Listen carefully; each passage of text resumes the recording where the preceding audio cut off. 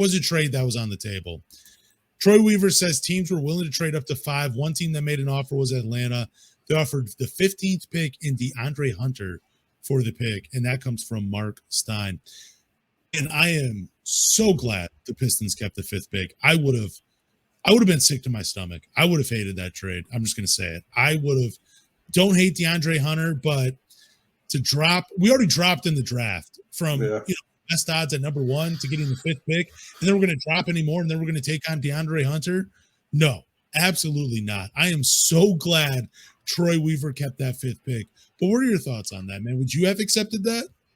Yeah, I saw this one from Mark Stein's newsletter that he writes once a week, and was listening to James Edwards' podcast. Shout out to him.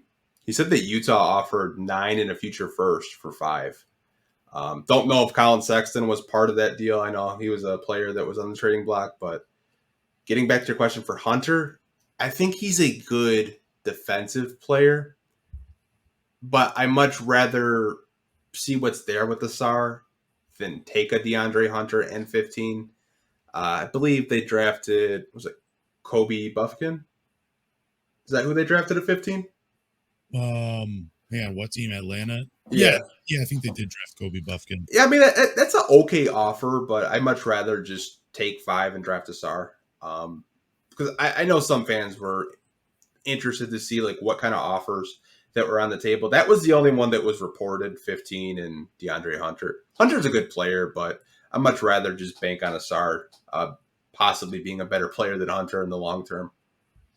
Yeah, he's played one more game and he's played 67 games compared to Cam Johnson, who's played 66. They came out at the same year. He's also 2 years younger, but like I said, I would pass on that. I'm so glad Troy kept the 5th pick. I am pretty interested in that Utah Jazz, though. That trade, if I wouldn't have minded the 9th pick and a future first. Like, I'm glad we got a SOAR, but if that was on the table and Troy Weaver had made that trade, I wouldn't be upset. I would not have been upset about that trade because, you're still getting a good player at number 9 because we saw some guys drop a little bit. And you're getting a future first for the 5th pick, but I'm glad it went the way it did. I'll just say that. Yeah, I mean, I think the offers were fair, but I think you value getting a guy like a Thompson because he could develop into just a two-way monster. You don't know. With Hunter, he's on, I don't want to say like an expensive deal, but he's on a deal that would kind of cap you in terms of like signing free agents this summer.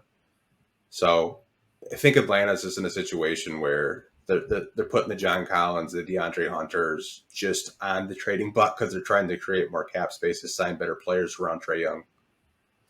Yeah, he's on a 4-year, $90 million contract right now, so he's making roughly $22 million per year. That's crazy. That is, I mean, it's not a bad number for him. It's just there were some pretty high expectations for this guy coming when he got drafted. He's the 4th pick in the draft, so I mean, I don't know. I'm just glad Troy passed on that. I really am.